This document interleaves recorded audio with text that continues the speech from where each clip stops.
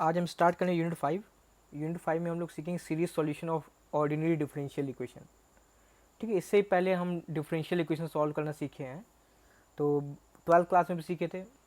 सो 12th class में हमने क्या सीखा था कि फर्स्ट ऑर्डर डिफरेंशियल इक्वेशन था, है ना। वो भी कुछ टाइप के थे, वेरिएबल सेपरेबल था, होमोजेनियस था, फिर आपका लीनियर डिफरेंशियल इक्वेशन था, ठीक है, फिर बर्नौली डिफरेंशियल इक्वेशन भी है, फिर ऐसे एग्जैक्ट डिफरेंशियल इक्वेशन भी है। तो हमने 12th क्लास में सीखा था। फिर अभी हमने यहाँ बीटेक में क्या सीखा कि आपका लीनियर डिफरेंशियल इक्वेशन कैसा कांस्टेंट कोफिशिएंट वाला हो, वो सीखा। फिर तो उसमें सी एफ निकालिए, पी आई निकालिए। सी एफ निकाला तो भी आसान है, पी आई निकालने में और मुश्किल रहती है। पी आई निकालने फिर दूसरा तरीका से सीखा वेरिएशन ऑफ पैरामीटर में, है ना, वहाँ पी आई निकाल सकते हैं। फिर और मेथड क्या देखे कि आप change of dependent variable, change of independent variable, है ना। फिर एक और तरीका भी है कि अगर एक सॉल्यूशन पता हो तो दूसरा सॉल्यूशन फाइंड करना, है ना। तो इतनी सारी चीज़ें सीखी हैं, लेकिन इसके बावजूद भी डिफरेंशियल इक्वेशन सॉल्व करना आसान नहीं है। तो इस सीरीज सॉल्यूशन में क्या सीखेंगे कि हम कैसे किसी डिफरेंशियल इक्वेशन का अप्रॉक्सीमेट सॉल्यूशन दें, यानी कि हमारा जो सॉल्यूशन आएगा एक सीरीज़ के फॉर्म में आएगा, है ना। तो यही तो सीरीज़ इन्फानाइट सीरीज़ होगी, तो उसमें सर्टेन नंबर ऑफ टर्म्स लेके आप सॉल्यूशन बता सकते हैं, ठीक है।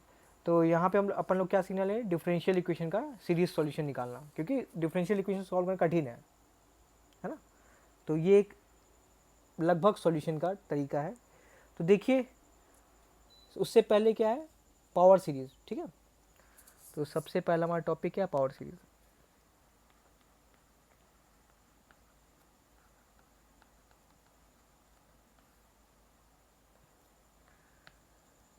So an infinite series of the form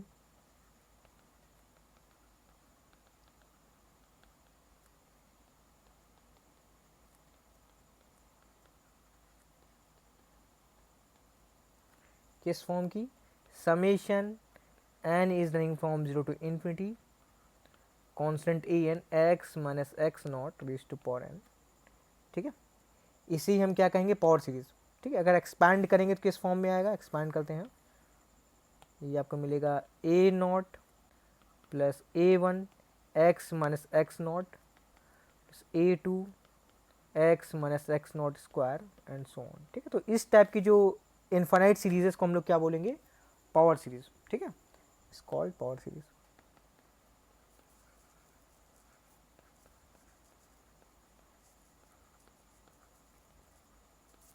ठीक, तो जब भी आपके पास इनफाइनाइट सीरीज होगी तो सबसे पहला क्वेश्चन यही आता है कि हमारी सीरीज कन्वर्जेंट है या नहीं, है ना। अगर कन्वर्जेंट है तो ही इसका मतलब है इनफाइनाइट सीरीज का, अदरवाइज का मतलब, क्योंकि आप सम नहीं फाइंड कर पाएंगे तो उसका क्या मतलब है।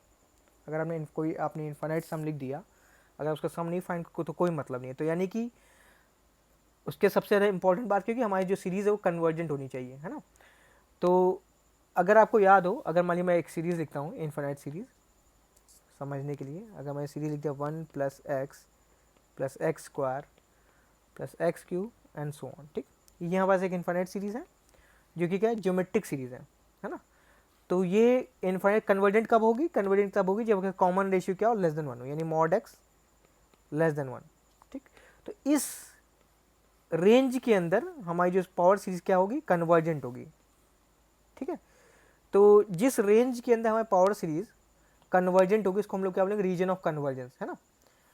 तो उससे तो यानी कि इस पावर सीरीज का रीजन ऑफ कन्वर्जेंस क्या होगा, वही बहुत इंपॉर्टेंट चीज लिख दे रहे हैं।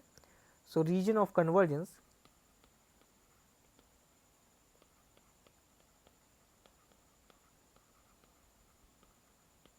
ऑफ दिस पावर सीरीज क्या होगा आपके पास, ये आपका होगा x minus x not less than R, ठीक है। एक्स नॉट ये है आपका, यानी इस रेंज में हमारी जो सीरीज है कन्वर्जेंट होगा। इस रेंज को दूसरी तरीके से आप लिख सकते हैं, यानी एक्स हमारा किसके बीच में है, x naught minus r, x naught plus r, ठीक है।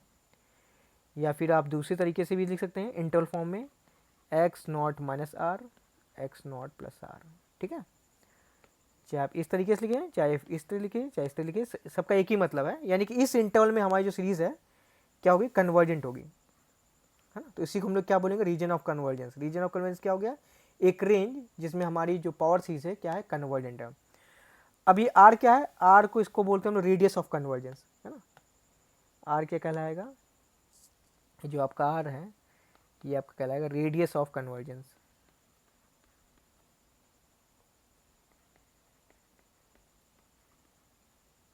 ठीक, फॉर्मूला क्या है रेडियस ऑफ कन्वर्जेंस का, लिख रहा है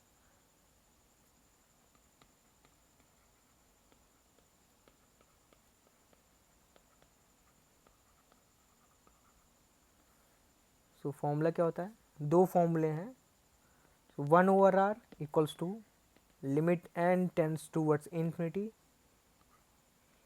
modulus of an+1 over an, और दूसरा 1/r equals to limit n tends towards infinity an raise to power 1 over n। ठीक है, तो ये दोनों ही फॉर्मूले आपने देखे हैं। ये आपका डी-एलेम्बर्ट रेशियो टेस्ट वाला फॉर्मूला है और ये आपका कॉशीज nth रूट टेस्ट वाला फॉर्मूला है ना। तो उसी का रेसिप्रोकल क्या कहलाएगा, रेडियस ऑफ कन्वर्जेंस। ठीक, तो ये इंपॉर्टेंट बात हो गई पावर सीरीज के लिए। ये पावर सीरीज हो गई, तो ये कन्वर्जेंट कब होगी, इस रेंज में कन्वर्जेंट होगी। और ये आर क्या कहलाएगा, रेडियस ऑफ कन्वर्जेंस, और रेडियस ऑफ कन्वर्जेंस का ये दो फॉर्मूले। अब जो फॉर्मूले जिससे निकल जाए आप वो लगाएंगे, है ना। अगर पावर फॉर्म में आपका सीरीज है तो जाहिर है nth रूट टेस्ट लगाएंगे, अदरवाइज ये लगाएंगे, है ना। चलिए अब दूसरी डेफिनेशन देखते हैं, काफ़ी इंपॉर्टेंट डेफिनेशन है, ऑर्डिनरी एंड सिंगुलर पॉइंट। ठीक है,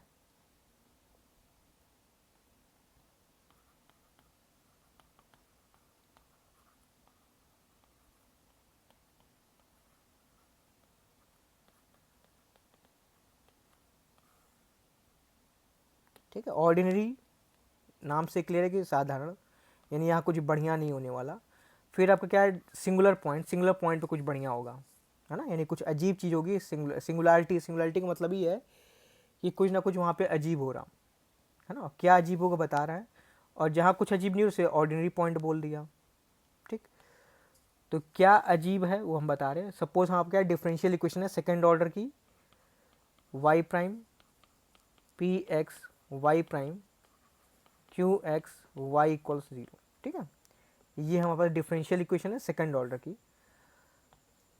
और अगर मान लीजिए हमारा x equals to x not point पे, so at x equals to x not, अगर हमारा P x and Q x, P x and Q x, P x क्या ये, क्यू एक्स ये, ठीक है। अगर P x and Q X दोनों ही कैसे हों, एनालिटिक हों, are analytic at x equals to x not, then हमारा ये जो पॉइंट एक्स नॉट क्या करेगा, ऑर्डिनरी पॉइंट कहलाएगा। ठीक है, then x equals to x not is said to B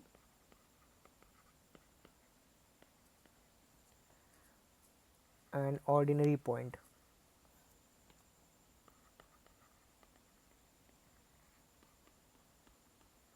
ठीक है, पी एक्स क्यू एक्स दोनों कैसे हो, एनालिटिक हो। एनालिटिक का मतलब क्या है, अभी के समझने के लिए, यानी कि आप ऐसे समझ सकते हैं कि डिफाइंड होनी चाहिए। अगर डिफाइंड नहीं है तो एनालिटिक नहीं है ना। ये बहुत ही वेग डेफिनेशन मैंने दी है, इसको आप अच्छे सीखेंगे नेक्स्ट आप सेमेस्टर में कॉम्प्लेक्स एनालिसिस में, वहाँ बहुत अच्छे डिटेल में सिखाया जाएगा। अभी के लिए इतना समझिए, अगर डिटेल में आएंगे तो काफ़ी गड़बड़ हो जाएगा। अभी के लिए इतना समझिए कि अगर हमारा फंक्शन उस पॉइंट पे डिफाइंड नहीं है, यानी कि फिर एनालिटिक नहीं है।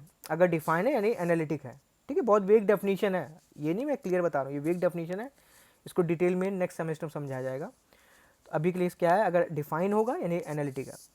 तो अगर पी एक्स क्यू एक्स इस पॉइंट पे डिफाइन हो गया तो ये पॉइंट क्या कहलाएगा, ऑर्डिनरी पॉइंट है। ठीक, अगर डिफाइंड नहीं है यानी एनालिटिक नहीं है तो क्या कहलाएगा, तो क्या आपका सिंगुलर पॉइंट कहलाएगा, है ना। If it is not defined, if it is not analytic, that means x equals to x naught is a singular point. Okay, otherwise x equals to x naught is a singular point. ठीक है, फिर दो तरीके के singular point होते हैं।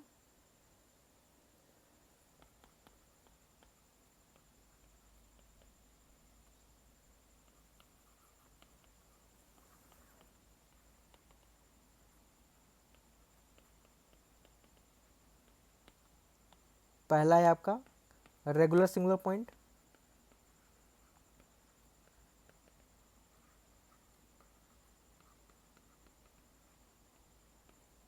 दूसरा है आपका इर्रेगुलर सिंगुलर पॉइंट।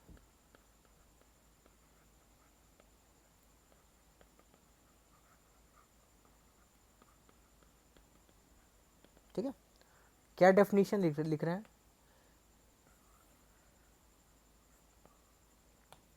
अगर x minus x not P x and x minus x not whole square Q X, अगर ये दोनों एनालिटिक हो गए तब ये क्या कहलाएगा, रेगुलर सिंगुलर पॉइंट। ठीक है, आर एनालिटिक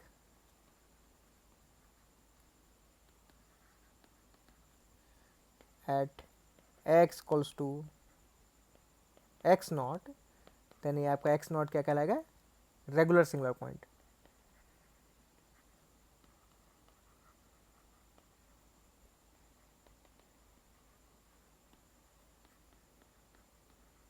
ठीक है, और अगर ये दोनों एनालिटिक नहीं हुए, यानी कि कोई भी एक एनालिटिक नहीं हुआ, यानी कि अगर रेगुलर सिंगुलर पॉइंट नहीं है तो क्या कहलाएगा, इरेगुलर सिंगुलर पॉइंट, है ना। यानी कि ऐसा हो सकता है ये एनालिटिक ना हो, या फिर ऐसा सकता है ये एनालिटिक हो लेकिन ये ना हो, या फिर दोनों ही एनालिटिक ना हो, ऐसे केस में क्या कहलाएगा, इरेगुलर सिंगुलर पॉइंट। ठीक है, if x equals to x naught is not regular singular point, then it's called irregular singular point.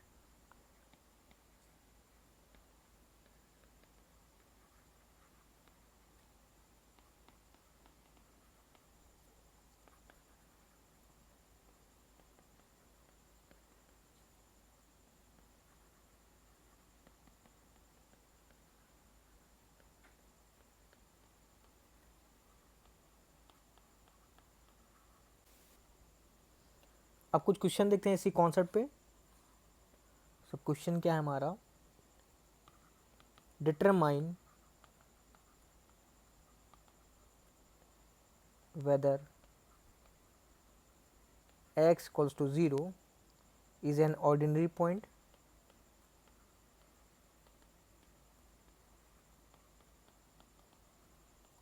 or a regular singular point.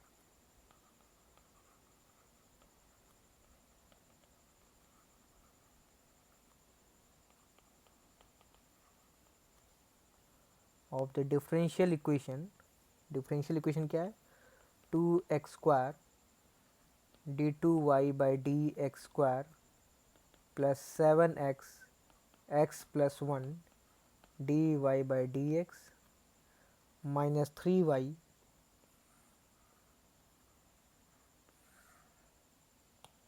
Minus 3y equals 0।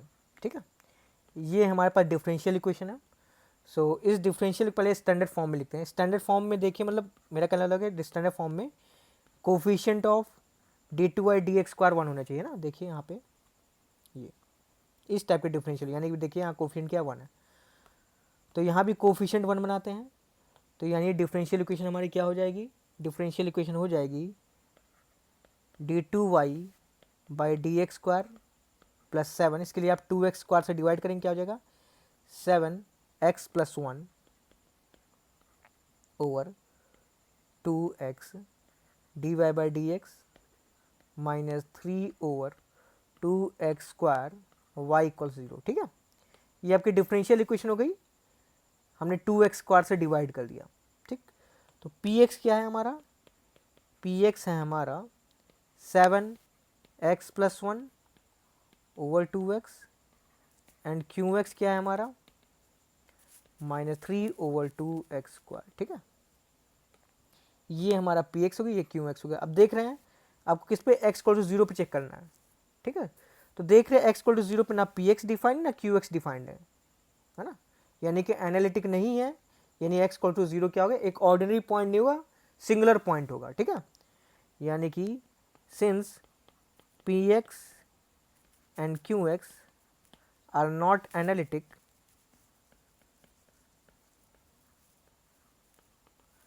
at x equals to 0, this implies x equals to 0 is not an ordinary point.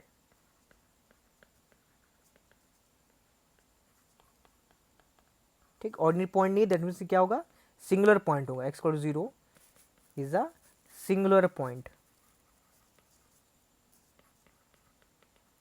ठीक है, अब singular point तो जाहिर दो singular दो type के होते हैं, रेगुलर या फिर इरेगुलर, रेगुलर होगा या फिर इरेगुलर होगा। तो रेगुलरिटी चेक करने के लिए क्या करेंगे, आपको चेक करना होगा एक्स पी एक्स आपका डिफाइन है एक्स स्क्वायर क्यू एक्स, है ना, फॉर्मूला देख लीजिए यहाँ पे ये है ये चीज़।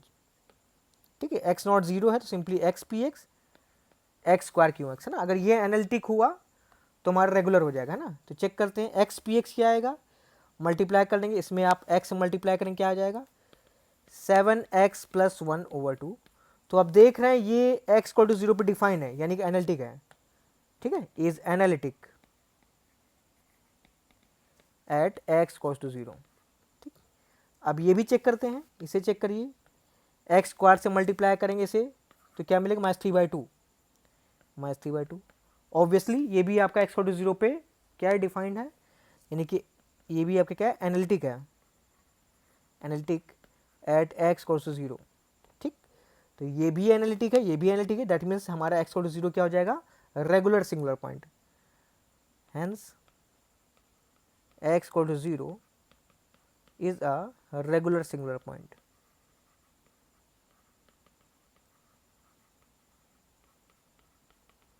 ठीक, एक और क्वेश्चन करते हैं।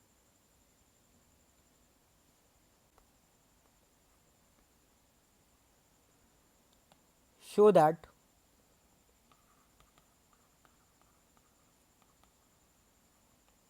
x equal to 0 is an ordinary point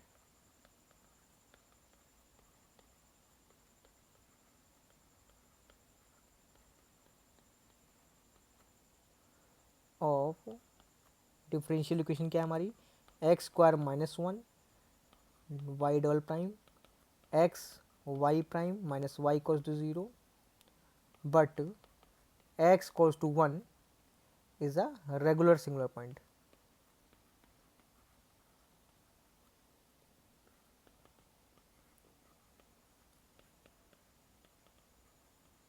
ठीक है, तो डिफरेंशियल इक्वेशन लिखते हैं स्टैंडर्ड फॉर्म में, यानी coefficient of y double prime को 1 बनाते हैं। तो क्या होगी डिफरेंशियल इक्वेशन हमारी, y double prime x over x square minus 1 y prime minus 1 over x square minus 1 y equals to 0। ठीक है, ये हमारी क्या हो गई डिफरेंशियल इक्वेशन। अब पी एक्स क्यू एक्स लिखते हैं। सो पी एक्स क्या है हमारा, x over x square minus 1 और क्यू एक्स क्या है हमारा -1 ओवर एक्स स्क्वायर माइनस 1। ठीक है, अब चेक करते हैं, पहले मैं एक्स को टू 0 चेक करना है। तो देखिए एक्स को टू 0 पर हमारा क्या है, डिफाइन है P x and Q X दोनों, है ना। अगर आप एक्स को टू 0 पुट करेंगे तो ये तो 0 आ गया, यहाँ पुट करेंगे क्या मिलेगा, ये आपका 1 हो जाएगा, है ना। तो एक्स को टू 0 पे पी एक्स क्यू दोनों डिफाइन है, यानी ये एक्स को टू 0 हमारा क्या होगा, ऑर्डिनरी पॉइंट। ठीक है, तो लिख दे रहे हैं P x and Q X are analytic at x equal to 0, therefore x equal to 0 is an ordinary point।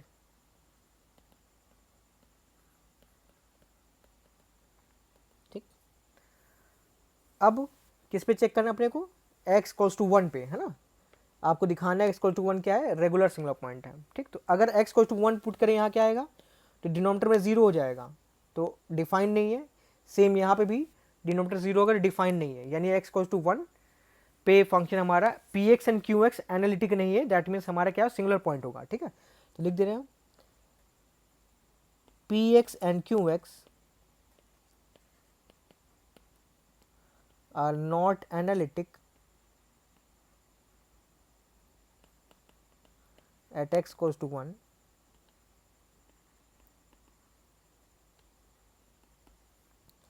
therefore x equals to 1 is a singular point।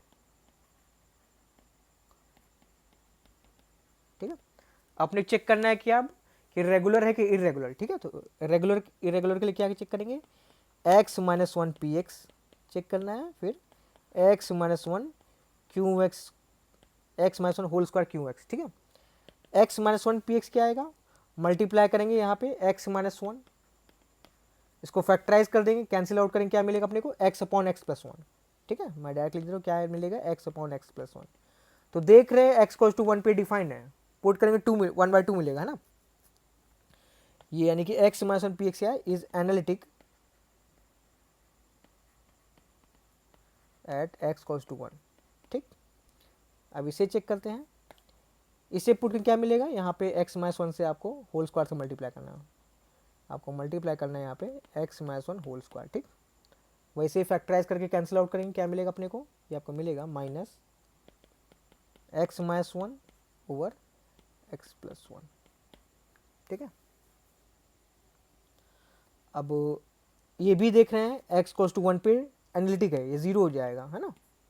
ठीक, तो ये भी आपका एनालिटिक है, is analytic at x equals to one.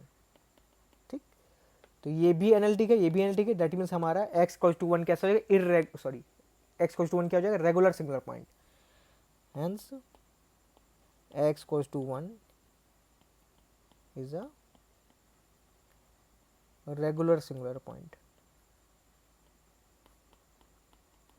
ठीक, so आज का lecture यहीं तक। मैं जो पीडीएफ भेजूंगा उसमें एक और क्वेश्चन होगा है ना, इसी कॉन्सेप्ट बेस, तो वो आप लोग लगाइएगा। चलिए मिलते हैं नेक्स्ट लेक्चर में, थैंक यू।